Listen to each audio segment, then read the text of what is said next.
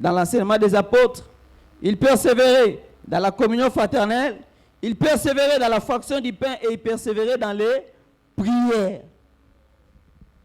Et les disciples étaient conscients que les murmures constituent un danger, surtout pour cette deuxième colonne de l'Église, la communion fraternelle.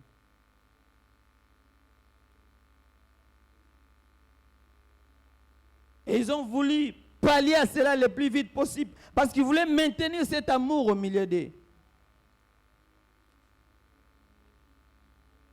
Vous savez, en tant qu'enfant de Dieu, il peut arriver qu'il y a quelque chose qui ne te plaît pas, il y a quelque chose que tu n'apprécies pas. Il y a une meilleure façon de procéder. Alléluia. Alléluia. Il y a une meilleure façon de procéder. Même dans le couple, quand tu fais quelque chose et que ton épouse murmure contre cela, ça n'ira pas. Ça va poser un problème. Partout là où il y a l'association, quand un côté on murmure, vous n'êtes pas ensemble. La Bible déclare que des personnes ne peuvent pas marcher ensemble à moins qu'ils se mettent d'accord. Il y a une autre manière de résoudre.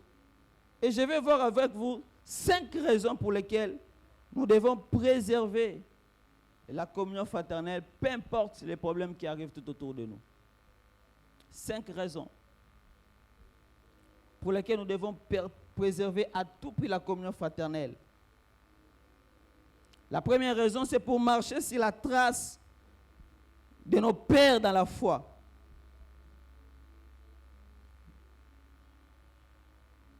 Pourquoi marcher dans la communion fraternelle? Pourquoi préserver? C'est pour marcher sur les traces de nos pères dans la foi. Quand nous lisons Genèse chapitre 13, verset 7, nous voyons un père de la foi que nous estimons beaucoup. Son nom, c'est Abraham. Dites après moi, Abraham. Un peu plus fort, Abraham. Abraham, c'était un homme de paix. Abraham, c'est vrai, c'est l'homme de foi. Abraham, c'est vrai, c'est l'homme qui a offert son fils. Abraham, c'est vrai, c'est un intercesseur. Il a intercédé pour Sodome et Gomorrhe. Mais Abraham, c'est aussi un homme qui préservait la communion fraternelle. Acte chapitre 13, il y a un problème entre lui et son neveu, Lot. La Bible déclare qu'Abraham s'est approché de Lot. Il lui dit ceci. Acte chapitre 13, verset 7. Genèse chapitre 13, verset 7. Il querelle entre les bergers des troupeaux d'Abraham et les bergers des troupeaux de Lot. Les Cananéens et les Phérésiens habitaient dans le pays. Abraham dit à Lot, qui ait point je t'ai pris des disputes entre moi et toi, ni entre mes bergers et tes bergers.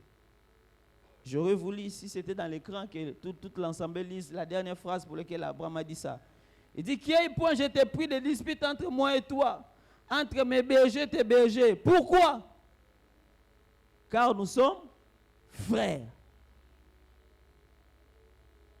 Il dit, l'autre, qu'il n'y ait pas de dispute entre moi et toi, entre mes bergers et tes bergers. Pourquoi? Parce que nous sommes frères.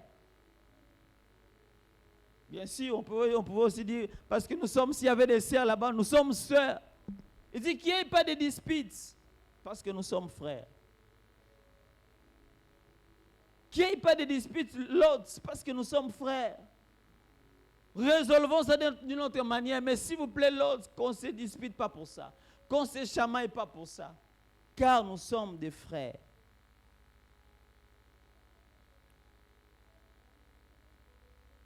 Et il est dit, les Cananéens, les Phérésiens habitaient dans les pays. Moi, j'ai réfléchi à la place d'Abraham. Ce n'est pas ce qui est écrit. Certainement, Abraham disait à l'autre, mais regarde, les Phérésiens nous voient. Ils nous regardent. Qu'il n'y ait pas de dispute, parce que les gens nous regardent. Ils nous prennent pour des modèles. Qu'il n'y ait pas de dispute, s'il te plaît, mon frère Lot. Les gens nous regardent. Est-ce que tu peux m'aider à dire à ton voisin, est-ce que tu sais que les gens nous regardent? Tu sais que tel que tu es venu ici le matin, les gens savent que tu es venu à l'église. Alléluia. Les gens savent que tu es venu à l'église. Les gens nous observent. Ils nous regardent. Vous savez, nous sommes dans un monde où les gens manquent tellement de personnes à qui se confier que quelqu'un cherche à qui je peux me confier. Auprès de qui je peux me confier. Et les gens cherchent.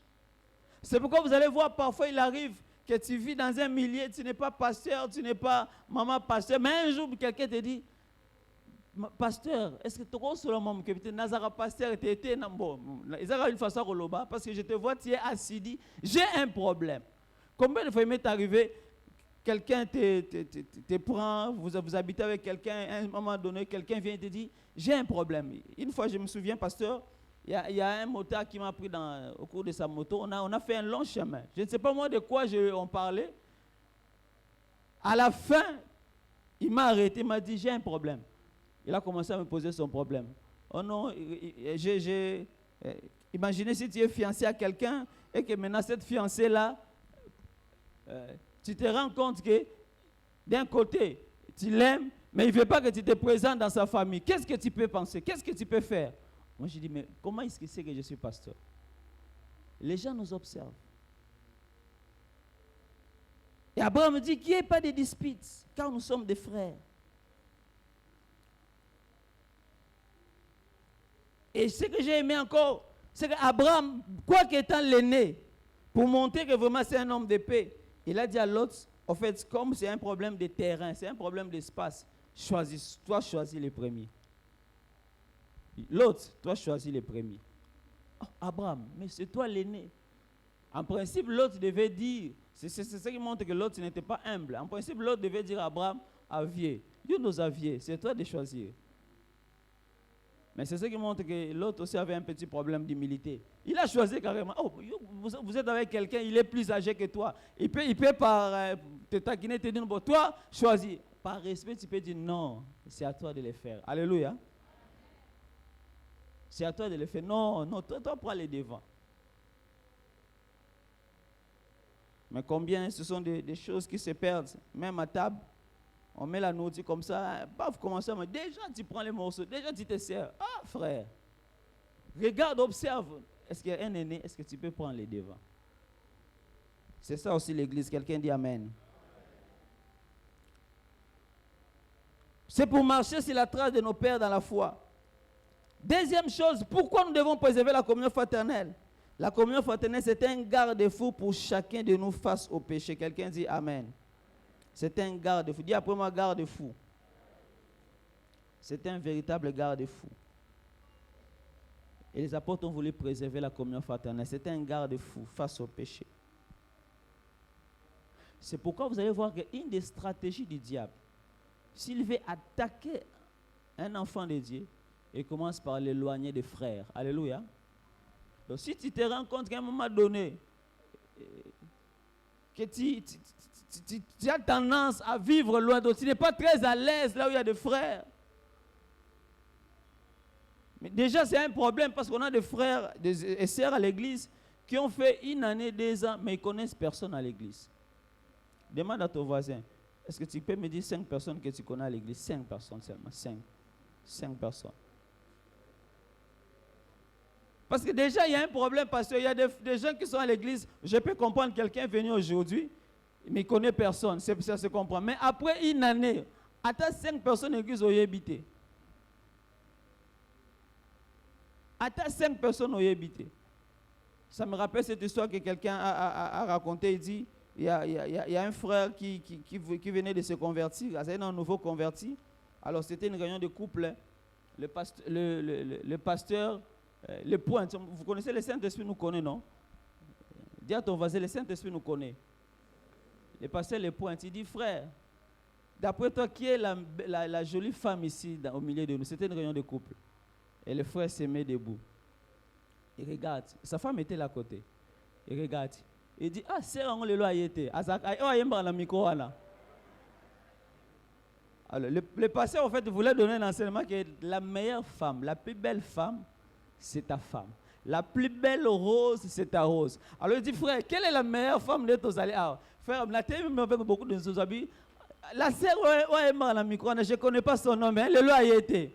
Alors comme sa femme connaissait que c'est un nouveau converti, après qu'à passer à pasteur, il vient à peine d'être gagné, comprenez-le, ça va changer. Dis à ton voisin, est-ce que tu connais même le nom des 5 frères? Je disais qu'une des stratégies du diable pour nous attaquer, parfois il nous éloigne des frères. Vous allez voir quand vous suivez les documentaires des animaux, la plupart des lions, des prédateurs, quand ils veulent attraper un animal, une antilope, ils l'isolent. Fais attention quand tu sens que tu commences à t'isoler des frères, c'est un danger. Quand tu sens que tu vis ta vie, tu peux faire une semaine, 2 semaines, 1 mois. Non, non, c'est un danger. Un grand danger. C'est une des stratégies du diable. Détrompe-toi, frère, de penser que tu es le plus fort. On a besoin les uns des autres. C'est pourquoi vous allez voir que la Bible est remplie des expressions. Les uns les. Pardonnez-vous les uns les. Portez le fardeau les uns des. Priez les uns avec les autres.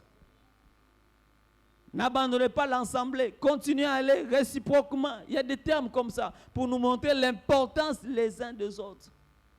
Exhortez-vous les uns les autres. Supportez-vous les uns les autres.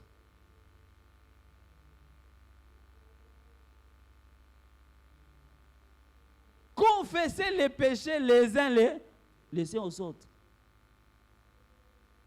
Et la communion fraternelle fait partie des remparts qui nous aident justement même à s'élever. Vous savez, aussi longtemps que le péché est caché, ça te domine. Mais quand tu prends le courage de le confesser à un frère, alléluia, tu vas les dominer. Oh, justement, dans la vie chrétienne, l'ennemi nous pousse à nous montrer que tu es fort, ne dis à personne. Tu es en train de mourir, il y a quelque chose qui te détruit, mais tu es là, libéré, poteau. Tu n'as pas le courage de dire non, frère, ne me voyez pas tout ce que je suis, j'ai un problème. Et quelqu'un va te dire non. Mais ça, moi aussi j'ai connu ça.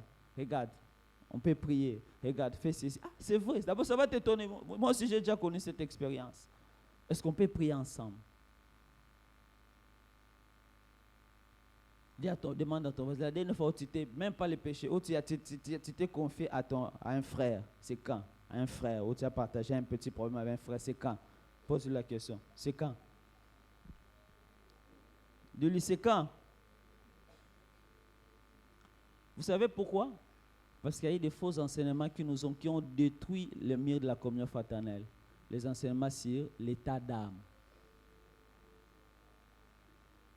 J'ai pris une moto en venant ici, tellement j'étais en retard. Est-ce que j'ai demandé l'état d'âme de ce motard? Nos épouses, nous les envoyons chez des médecins, permettez-moi les termes, des gynécologues, ou parfois ils sont appelés à se déshabiller devant ces gynécologues. Est-ce que nous connaissons l'état d'âme de ces gynécologues? Je pose la question, nous connaissons l'état d'âme de ces gynécologues? Nous achetons des légumes au marché chez les mamans, des beignets, surtout les beignets. Est-ce que tu connais l'état d'âme de cette maman qui fait les beignets? Nous prenons des avions. Tu connais l'état d'âme de ces pilotes-là. C'est un chrétien, c'est un homme, quelqu'un qui est né de nouvelles. Nous connaissons leur état d'âme. Mais pourquoi c'est à l'église que nous voulons vérifier l'état d'âme des gens? Alors qu'il y a des choses beaucoup plus intimes, beaucoup plus même dangereuses que nous faisons sans connaître l'état d'âme, sans chercher. Vous savez, quand mes enfants sont nés, j'ai assisté à leur accouchement de 3 enfants. Tous les 3 pasteurs, ce sont des vieilles, des sages-femmes là qui les prennent, alors que maman Zanon nous a lité, qui les prennent, qui les lavent, qui enlèvent les sangs. Est-ce que je connais l'état d'âme de ces vieilles mamans-là? J'ai assisté. Même moi, mon papa, donc quand l'enfant sort là, il a du sang, on les prend, on les lave, on les nettoie. Il reste pendant un temps là. J'ai vu ça en Galema, pendant 20 minutes ou 10 en train de les... Naïe état d'âme n'a été. J'ai confiance au Seigneur. Je disais que j'ai confiance au Seigneur. J'ai donné ma vie à Jésus. J'ai prié pour cet enfant. J'ai dit, Seigneur, attends ce qu'on l'a moi, on voté. Je ne sais pas comment on donne la sorcellerie. Ekosimba, te. Mais pourquoi l'église, on veut connaître l'état d'âme? Frère, partageons, mangeons. C'est pourquoi vous allez voir un frère vient chez toi, la nourriture, non, j'ai déjà mangé chez moi. On a peur d'état d'âme. Je suis allé un jour dans une famille prier. Dès que je viens, on commence à prier. Quelle prière? Je chasse les esprits d'accompagnement. Je chasse. Pasteur, pendant 2 ou 3 minutes, quand on a fini, j'ai dit, papa, moi, ce ne sont pas des démons qui m'accompagnent. Moi, je suis un homme de Dieu. Je ne suis pas accompagné par des démons. Il a prié, il a chassé des démons, il a chassé des démons. Tout ça, ce sont des enseignements qui tuent la communion fraternelle. Alors, prochainement, si tu as l'occasion, bien aimé, d'aller chez un frère de manger, prie pour les repas là, mange. Demande à ton voisin, la dernière fois que tu as mangé chez un frère, c'est quand? En fait, tu vas dire, non, personne ne m'a invité. En fait, demande maintenant à ton voisin, la dernière fois que tu as invité un frère de partager un repas chez toi, c'est quand? La Bible dit, ils persévéraient dans la communion fraternelle. Ils étaient assidus chaque jour, partageant les pains dans les maisons, rendant grâce et trouvant grâce auprès de tout le peuple. Ils mangeaient ensemble. Je me souviens quand on élevait les hangars à l'église. Le frère Zoung Malembe, le frère Santos, le frère Jean-Claude Chipama, le pasteur Vincent, on a préparé les riz à boulaye. Tellement que vous connaissez parfois l'église. Les gens peuvent être nombreux, là on va faire des travaux, mais les gens ne donnent pas l'argent comme il faut. Alors on a préparé les riz à boulaye. Un frère là a voulu se soustraire. Oh non, un frère Jean-Claude Chipama comme habit frère, il y a ratolé l'os à boulaye. Alléluia. J'ai aimé, on a partagé. Ce sont des moments, aujourd'hui quand je pense, je dis, on a partagé des repas ensemble. Maintenant chacun chez lui, ce sont des souvenirs qui restent dans l'esprit. Alléluia. La communion fraternelle. C'est un rempart pour le péché. Troisièmement, pour aller rapidement, la communion fraternelle est une preuve et une réponse à l'amour de Dieu pour nous. C'est une preuve de l'amour de Dieu. En même temps, une réponse de l'amour de Dieu, la communion fraternelle. 1 Jean chapitre 4, verset 7, bien-aimés, aimons-nous les uns les autres, car l'amour est de Dieu. Et quiconque aime est né de Dieu et connaît Dieu. Écoutez ce que la Bible dit. Car l'amour est de Dieu. Aimons-nous les uns les autres, car l'amour est de Dieu. Rappelez-vous ce que je vous ai dit, les uns les autres. Quiconque aime est né de Dieu. En d'autres termes, celui qui n'aime pas n'est pas né de... Oh, dites après moi. Celui qui n'aime pas n'est pas né de... Bien-aimé. Si Dieu nous a ainsi aimés, nous devons aussi nous aimer les uns les... Pourquoi? Parce que Dieu nous a aimés. En retour, nous devons aussi aimer les autres. Dieu nous a supportés. En retour, nous devons aussi supporter les... Combien, quand je regarde ma vie chrétienne, je dis combien Dieu m'a supporté. Combien Dieu continue à me supporter. Peut-être que ce n'est pas ton cas. Quand je regarde, parfois, tu lis, parfois tu ne comprends pas réellement la pensée de Dieu. Parfois tu trébuches, mais Dieu me supporte. Combien je suis reconnaissant. Je ne sais pas pour toi. Mais la Bible déclare, comme Dieu nous a aimés, nous devons aussi aimer les... Mais pas seulement pour ça. Si nous lisons 1 Jean chapitre 4, verset 20-21, on nous dit, si quelqu'un dit, chapitre 4, verset 20 à 21, si quelqu'un dit, j'aime Dieu, et qu'il haïsse son frère, c'est un menteur. Car celui qui n'aime pas son frère, qu'il voit. Regarde un peu ton frère, ta soeur. Celui qui n'aime pas son frère, qu'il voit. Comment peut-il aimer Dieu qu'il ne voit? Comment tu peux dire que j'aime Dieu que tu ne vois pas? Mais le frère que tu vois, tu ne l'aimes pas. Frère anakota angate, sœur anakota angate. Moi, je pensais que ça va être blague, mais j'ai vu, il a vu qu'on est tenté de saluer. Si je viens ici, je vais saluer telle personne. Comme je ne vais pas les saluer, je fais vraiment comme ça. Je ne vais pas les saluer, je ne vais pas l'approcher. Et tu es ici ce matin. Et nous allons prier, nous allons adorer, nous allons finir les kits. Tu vas rentrer à la maison, tu dis que j'ai prié. Mais il y a quelqu'un qui tu ne salues pas. Peut-être parce qu'il a murmuré, tu as entendu des choses sur lui, et tu ne les salues plus. J'ai reçu un couple chez moi le mardi, et la femme me dit, pasteur, moi, le petit frère de mon mari, Naïbsaï a sauté ngaï. Le petit frère de mon mari, Naïbsaï a sauté ngaï. Maintenant, je suis bien passé. Donc, je lui dis, vous ne parlez plus. Maintenant, il dit, non, on ne parle plus. Même quand il vient chez moi, on ne parle plus. Ça, c'est entre nous. Mais c'est quelqu'un qui sait prier. Côté prière, il a respecté. Il peut même mettre 2 heures, 3 heures. Mais je me dis, Saint-Esprit. J'ai fixé rendez-vous avec elle. Je vais lui dire, ma soeur, quand tu pries, le Saint-Esprit ne te parle pas que l'esprit que nous avons reçu, c'est l'esprit d'amour. Alléluia. Comment tu vas toucher le cœur de ces beaux frères-là pour qu'ils sachent que réellement toi tu pries?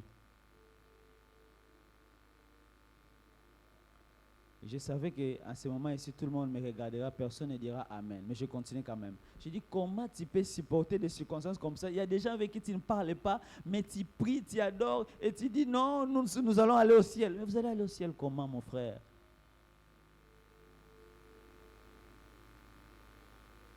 La communion fraternelle, C'est une preuve et une réponse à l'amour de Dieu. C'est l'expression de l'amour de Dieu.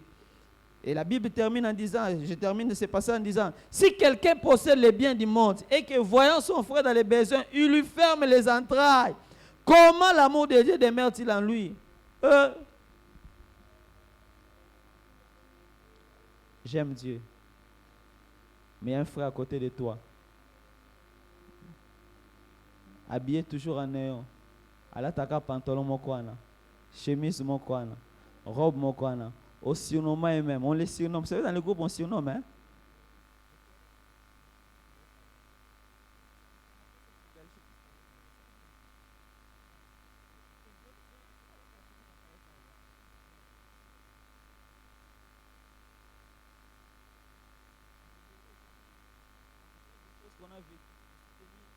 À l'église, à un moment où mon père avait perdu le travail, en fait, c'était des circonstances que Dieu a voulu pour nous tirer aussi vers lui, pour nous briser aussi.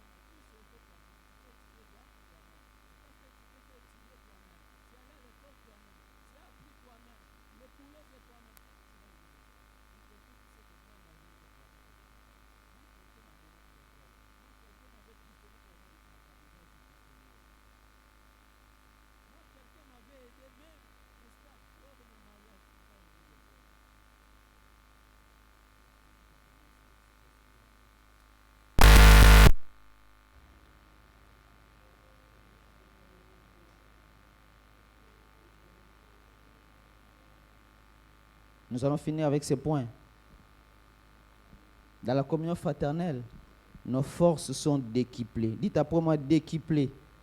C'est-à-dire que nos forces peuvent devenir 10 dans la communion fraternelle. Ecclésiaste chapitre 4, verset 9 à 10, la Bible dit, 2 valent mieux que 1, parce qu'ils retirent un bon salaire de leur travail.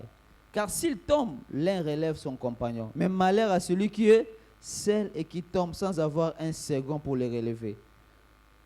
Deutéronome 32-30. Un seul homme poursuivra 1000. En principe, dans la progression arithmétique, 2 devaient poursuivre combien? 2000. Mais ça, ce n'est pas progression arithmétique, c'est une autre progression. 2 mettrait 10 000 en fuite. Quelle multiplication de force! Une personne poursuit 1000 et 2 poursuivent 10 000. Est-ce que je peux dire quelque chose à l'église? Est-ce que je peux dire quelque chose à l'église? Oh, vous ne m'encouragez pas. Est-ce que je peux dire quelque chose à l'église? C'est le secret qui fait que les gens que nous voyons ici, les Pakistanais, les Indiens, ils réussissent. Aucune de leurs entreprises, l'entreprise d'un individu. Non, ce sont des actionnaires. Ils travaillent en réseau. Dis après moi, réseau. Même les supermarchés qu'ils font là, ce n'est pas pour un individu. Que non, lui-même, il a 100 000 $, rien. Les gens ont mis leur part là. 5, 6, 10, et ils font quelque chose. Et ça réussit. Mais nous, je vais construire le supermarché, moi. Et comme ça demande beaucoup de choses, je commence à un moment donné, perte de vitesse, ça se ferme. Je vais commencer quelque chose moi-même, il faut perso, pas avec quelqu'un d'autre. Ce qui fait qu'on n'est pas puissant comme eux. On peut commencer quelque chose à un moment donné, on ne sait pas travailler en réseau. Pourquoi? D'abord, je ne vais pas. Si il entre, moi j'ai 9 parts, lui il a 1 part. Donc il peut quand même bénéficier de ma part là. Non, moi je ne veux pas qu'il progresse. Alléluia. Je veux que je reste seul. Non. Tire-les vers le haut. J'ai dit quelqu'un, tire-les vers le haut. Vous serez ensemble bénis. Travaillez en réseau. Quelqu'un veut se retrouver seul. Il ne veut pas que l'autre avance. Mais la Bible dit, 2 valent mieux que 1. J'ai beaucoup aimé les témoignages d'un serviteur de Dieu. J'ai entendu. Il dit, je suis dans un circuit de réseau où j'ai commencé, mais plus je prends des gens, vous connaissez ce genre d'affaires, plus je prends des gens, donc moi je mange même sur les gens que j'ai entraînés dans les réseaux là. Et il dit, il a commencé avec, je ne sais pas, un faible pourcentage. Quand il m'a dit ce qu'il a comme pourcentage, j'ai dit, waouh, est-ce que l'église peut se réunir, faire quelque chose? Tel que nous sommes, on s'est dit, nous allons faire telle chose, on met telle action, et puis ça a réussi. Il y a une secte que nous appelons secte qui sont forts dans les réseaux. Je ne vais pas donner le nom, mais c'est mal aller à Botour. Vous allez vous rendre compte que ces sectes-là, ils sont là présents. À Botour, ils sont puissants. Ils apprennent à travailler en réseau. Dis à ton voisin, tu ne vas pas aller très loin seul. Dis à ton voisin, tu ne vas pas aller très loin seul. Si tu es déjà arrivé, mais dis-toi, non, je ne quitterai pas ici, je vais tirer quelqu'un. Pourquoi nous voulons seulement tirer quelqu'un de la famille? Alléluia. Pourquoi ici, c'est pourquoi parfois ça ne réussit pas. Pourquoi? Parce qu'en famille, on est limité. Par exemple, nous sommes au nombre de 6. Des cousins, parfois mais à l'église comme ça, on a beaucoup de talents.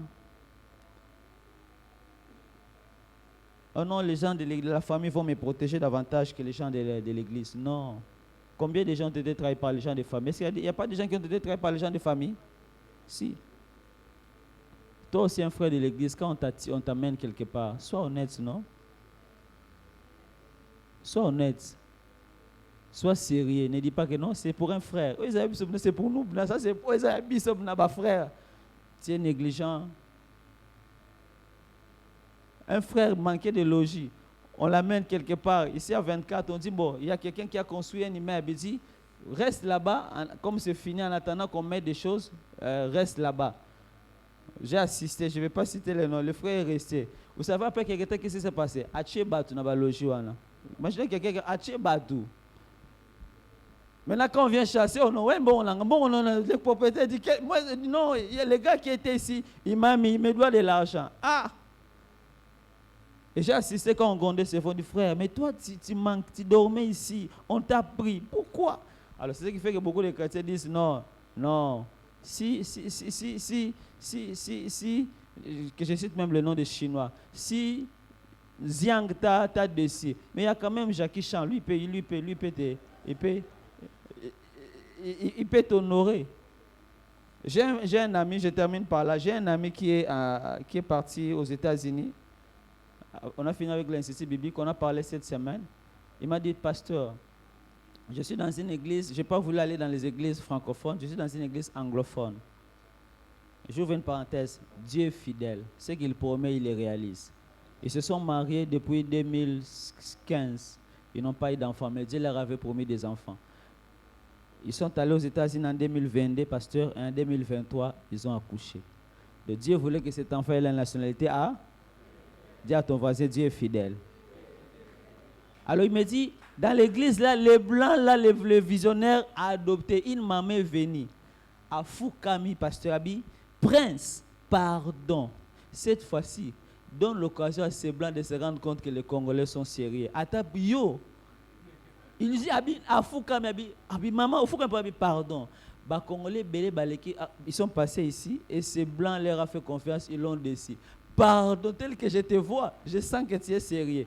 Est-ce que tu peux aider vraiment qu'au moins par toi que nous puissions relever notre témoignage? Ah!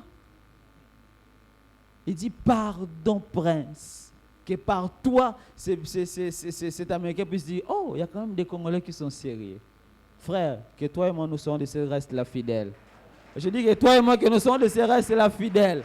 Je sais qu'il y a une opportunité qui se fera voir, mais que toi et moi qu'on dise non, on peut parler de tout le monde, mais pas de lui, non, il y a ça différent. Qu'on dise à quelqu'un non, elle est différente. Il m'a dit, pasteur, priez pour moi, c'est un défi. On va se limiter là compte tenu du temps. Est-ce qu'on peut se lever ensemble? J'aimerais que nous puissions prier aujourd'hui différemment. Nous allons nous tenir 3 à 3. Tenez-nous 3 à 3 à l'église ce matin. Tenons-nous 3 à 3. Faisons un cercle de 3 personnes. 3 personnes, 3 personnes, 3 personnes, 3 personnes. 3 personnes. J'aimerais vraiment que nous puissions prier. Moi-même aussi, je vais m'associer à un groupe. Nous allons prier. Nous allons prier. C'est un petit réseau que nous faisons. Demande les noms de ces 3 personnes. Demande les noms. Je te demande de lui demander les noms. Demande son nom.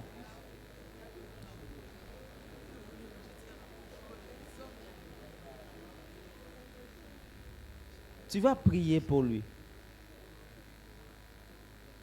Alors, si ça ne te dérange pas, demande-lui, est-ce qu'il y a un fardeau particulier que tu as à cœur? Si tu dis, c'est ma prie pour le général, tu pries pour le général. Mais si tu dis, non, j'ai un fardeau, c'est le travail, c'est le mariage, écoute cela et puis nous allons prier.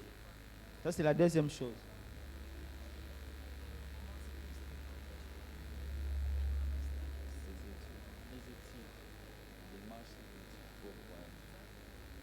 Moi, c'est que Dieu.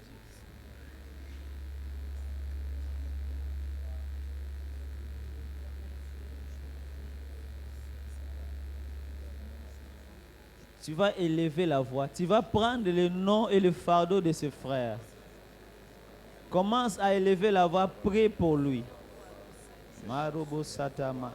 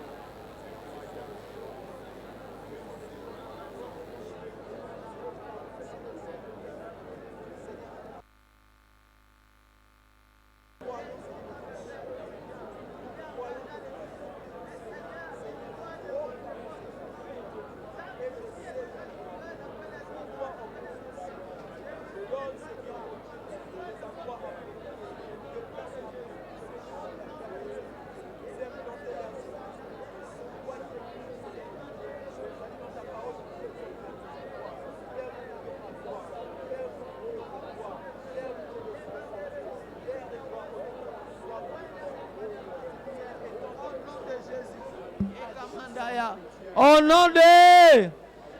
nom de, nous allons prier pour l'église. Parce que l'église va croître. Elle va atteindre des dimensions. Les murmures l'ont eu lieu car l'église a beaucoup grandi. Tu vas dire l'évangile de Wimboud, quel que soit le nombre que nous atteindrons, nous voulons que les murs de la communion fraternelle soient maintenus. Maintenus entre les frères et sœurs, dans les départements. Même les membres qui viennent, un nouveau venu qui vient, il est contaminé par cet amour-là. Parce qu'il y a des endroits, des églises, quand quelqu'un vient, on lui dit déjà, ici, les Arabes, il faut se méfier. Mais quand quelqu'un vient, on dit, non, non, ici, c'est différent. Il est contaminé, il est transformé, il est changé. Nous allons élever nos voix, nous allons demander que Dieu déverse des torrents d'amour. Que Dieu guérisse les blessures, des gens qui ont eu des blessures, qui ont eu des problèmes et qui se sont retranchés. Que Dieu les fasse sortir, élevons nos voix, prions. Manderebo sata, eka rebobo sata, mama, mama, mama. Ye manderebo sata ye mama mandaraba shakarababa ye karababa sata ye mandarababa ye manderebo sata ya. Commence à prier pour ses frères et sœurs. Seigneur, il a été déçu, il a été blessé. Que Dieu les restaure, que Dieu restaure. Ye manderebo sata ye mama mashabraka sete manderebo mandaraba sata baya manderebo bo shakata manderebo sete ya. Au nom de... Alors que nos yeux sont fermés tous ensemble, je voudrais prier particulièrement pour quelqu'un qui a été blessé, mais qui s'est retranché dans son monde. Tu dis, pasteur, c'est de moi qu'il s'agit, je me suis vraiment retranché, mais Dieu m'a parlé, je dois m'ouvrir. Que ce soit au niveau de l'église, même peut-être, ça peut être à la famille, ça peut être au service, il y a vraiment des gens qui t'es retranché, tu ne veux plus vivre avec les gens. Mais tu sens que Dieu t'a parlé. Tu lèves simplement la main. Je vais prier avec toi. Je vais prier avec toi. Oh, Seigneur, Seigneur, lève bien la main. Seigneur, Seigneur. Nos yeux sont fermés, s'il vous plaît. Manderebo sata, ye baba bashakata, ye manderebo sataya. Seigneur, regarde toutes ces mains de ces personnes qui ont été blessées. Je ne sais pas pour quelles circonstances, par quelles circonstances. Regarde toutes ces mains. Est-ce que l'église, nous pouvons prier? Tu peux fermer les yeux tout en priant que Dieu guérisse le blessure de cette personne, le blessure de cet enfant, de cette maman, de ce papa. Est-ce que tu peux vraiment prendre ce fardeau alors que nous sommes en train de prier? Je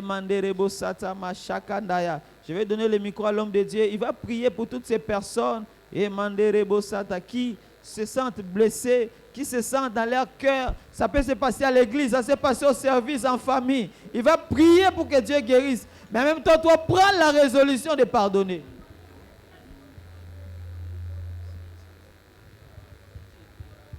Alléluia. Seigneur, restaure le cœur qui ont été blessés. Rétablis, Seigneur, la joie de la communion fraternelle qui a été détruite, qui a été affectée dans la vie de mon frère et de ma soeur. Et que, Seigneur, ils ressentent encore la joie de ton salut, la joie de demeurer dans ta maison, la joie de rester entre frères, d'expérimenter les uns et les autres du Nouveau Testament. Merci Jésus. À ton nom la gloire et à ton nom l'honneur, au nom puissant de Jésus. Amen. Seigneur, nous voulons te recommander nos offrandes. Nous te prions, Seigneur, de bénir nos offrandes et bénir nos dîmes et tout ce que nous t'apportons dans ta maison. Accepte cela de nos mains et bénis-nous en retour. Au nom de Jésus-Christ, notre Seigneur et Sauveur. Amen. Alors, nous passons directement dans nos communiqués pendant que les paniers des offrandes circulent. Nous voulons donner le rapport, ce que nous avions donné dimanche passé, pour ce qui concerne les paiements de la dette des Equity BCDC. Nous avons donné 284,20 $ et en semaine 265 $, ce qui porte le total de ce qu'on a donné en semaine à 549,2 $. Je voudrais inviter tout le couple marié et fiancé ce soir. Nous aurons une intervention dans la réunion de couple ce soir pour un thème qui concerne tous et toutes. Donc j'invite tout le couple marié et fiancé. Soyez là pour ce thème. Nous voulons annoncer à l'église, pour ceux qui l'ont connu, c'est aussi un test de la communion fraternelle, n'est-ce pas? Si vous connaissez des gens dans l'église, Maman Espérance Achema a longtemps œuvré ici dans notre union musicale. Au moment où je vous parle, elle est dans un avion en route pour les États-Unis avec les enfants. Le matin, elle m'a dit qu'elle était déjà à l'étape de Bruxelles à l'aéroport. Je suis sûr que maintenant, elle est dans un avion en route pour les États-Unis, je pars à Washington ou bien dans l'État autour de Washington. C'est là où elle va s'installer avec son mari et les enfants. Son mari avait déjà précédé là-bas. Ils ont eu l'occasion d'avoir un emploi. Ils travaillaient à cheval entre les États-Unis et la RDC. Finalement, les Américains ont dit c'est mieux qu'il aille travailler, qu'il s'installe là-bas. Et c'est comme ça que madame et les enfants sont en train de suivre. Elle vous a salué. Prions pour elle. Et si le Seigneur permet que nous puissions nous revoir, gloire à Dieu. Sinon, au son de la trompette, j'espère que nous le reverrons. Bien sûr, je l'ai exhorté à ne pas faire comme les autres. Quand ils partent, ils oublient leurs frères de l'évangile de Vimboudi. Communion fraternelle. Problème de communion fraternelle encore. Elle m'a dit, pasteur, je ne peux jamais faire une telle chose. Je n'oublierai pas mon église. J'avais envie de dire, maman, total, mais je n'ai pas dit ça. Parce que nombreux ont promis ça, mais quand ils sont partis, je connais même pasteur, un frère, pasteur, au Pianga, à ton numéro à compte l'église, ou bien numéro non comme ça, tant nous sommes au Brésil, dans nos tines, pour nous soutenir, l'église est marquée en Mingi. À Kenda, 2014-2015, style, tant que ça, c'est beaucoup à 10 000, et comme peut-être $1 million n'a évité. Marambosa la canne a bien été. Yo beso ke olobelo ote. Et ça dans la moutée. Je vis un couple ici à l'église. Ils venaient de Lubumbashi, ils ont cheminé avec nous. Ils habitaient vers Tchela, l'avenue Tchela. Ils m'ont vu pour la prière parce qu'ils allaient au Canada. L'homme m'a exigé une lettre, si on peut lui faire une lettre pour qu'il se présente dans l'église où il ira. Pasteur, dès qu'on arrive, on fait signe qu'on est arrivé. Papa Michel, c'était 2016-2017. Maman a combattu dans Moutoukana, et pas pasteur Ben, je crois. Hein? Depuis ceux qui 5 ans, 6 ans, je le rappelle pour nous signaler que je ne dis pas que voyager sans dire à l'église est un péché. Je ne dis pas que quand on va à destination, oublier son église c'est un péché. Mais ce ne sont pas de bonnes manières. Voyager sans dire à son église, sans dire au revoir à l'église, sans penser à l'église qui vous a longtemps nourri. Nami tu na ba sena so ba bala ba kenda. Passer la sala ba oninyo, église ça ba oninyo. So kutana bango, bo senga la bango ngai pardon. Ata appel te ata mbote te ata utuna sangote, bo bela, bo yoka bien, bo zo sango be o so mil pang. Aza kuna te. Communion fraternelle.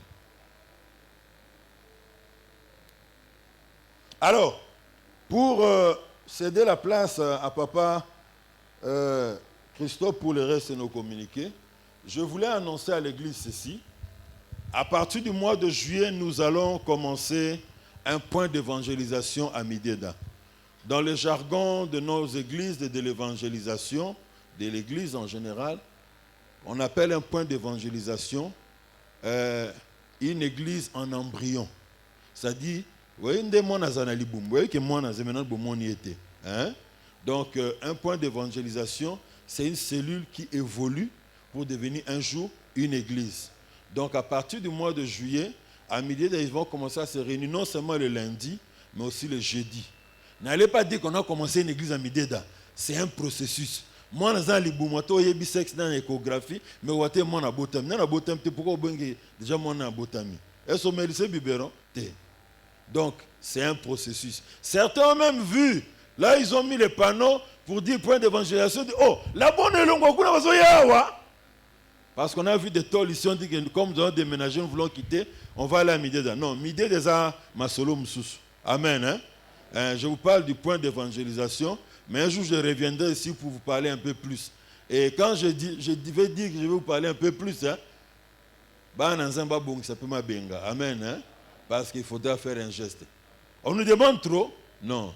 Quand on donne pour les missions du Seigneur, nous serons toujours bénis. Amen. J'ai pris beaucoup de paroles ce matin. Je vous souhaite à tous et toutes un bon dimanche. Nous laissons la parole à papa Christophe pour le reste de nos communiqués.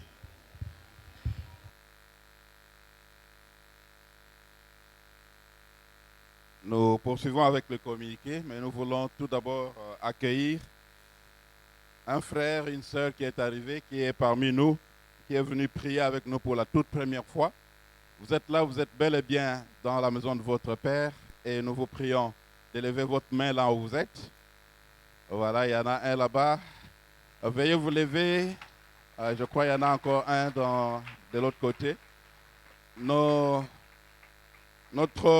sœurs et nos frères du protocole vont vous conduire jusqu'à notre gauche ici. Il y a des chaises préalablement prévues pour vous. Et vous êtes le bienvenu dans la maison de votre Père.